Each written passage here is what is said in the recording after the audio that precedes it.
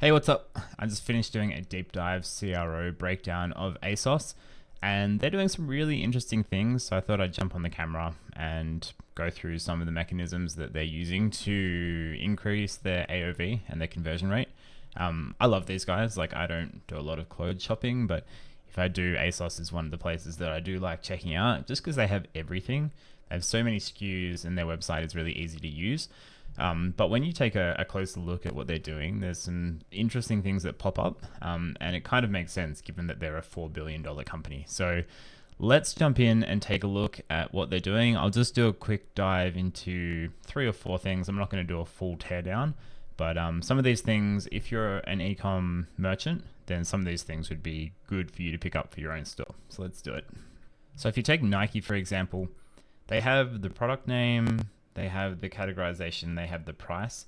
I think for different products, they might have like another line that goes in between. And if they want to show a badge or like a sale tag, then they do that just as plain text as well.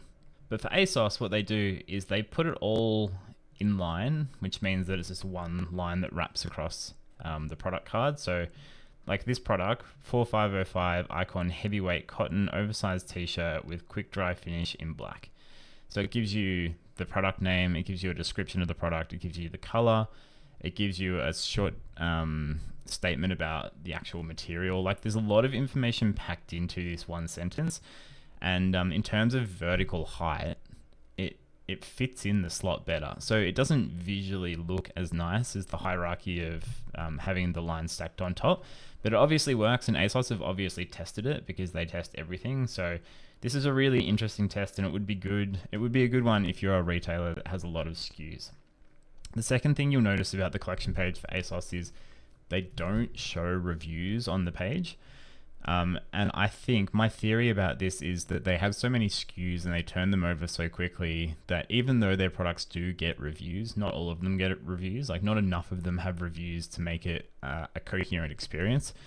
So if you compare that to like, again, a Nike or a Gymshark or something like that, they bring in a lot of new products, but their old products are kind of evergreen. So showing reviews makes sense because those reviews compound over time.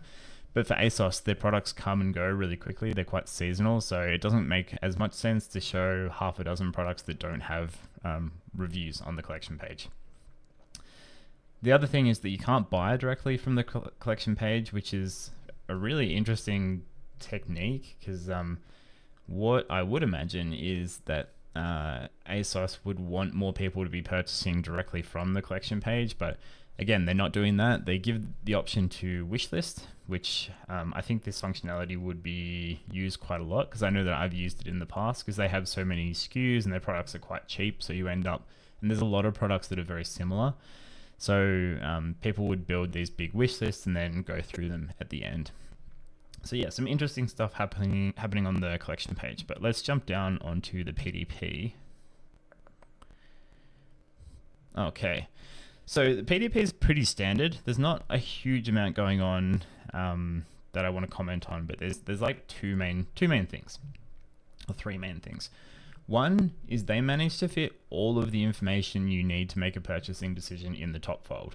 There's pretty much no more selling information under this. This is it. This is what you get. So the product images are working really hard, and they do across ASOS's collection. This is kind of one of their big points of difference. But then they have everything you need to make the call over here. As we've already discussed, the way that the products are labeled or named. We've got a color. The color variants are their own products, which is that's a whole nother decision that I won't go into at the moment. We've got fit assistance, which is one of the big points of friction for people shopping online for apparel. Sizing, add to bag, all the standard stuff. And then they've got all of the information you need about the product, which is compacted into these nice accordions. So this is a pretty standard layout for an apparel store. What I really like and what I find quite unique and would be worth testing if you're in fashion or apparel is having a buy the look button in the product carousel. So what this does, the product gallery, sorry. What this does is anchors down to an upsell component further down the page. But just looking down the page, once you've done your shopping up here and you're like, this is not the product for me, ASOS are pushing you to find another product that looks like this. So like, all right, you didn't want that one, that's fine. Let me show you another one immediately because I want to keep you shopping. But if you do like this, you're like, oh, I wonder what this would look like with a different pair of shorts or something. You hit the by the look, you can come down here and then you can get the rest of the products. Or maybe you look at this product, you're like, I'm not super sold on the t-shirt, but I really like those shorts.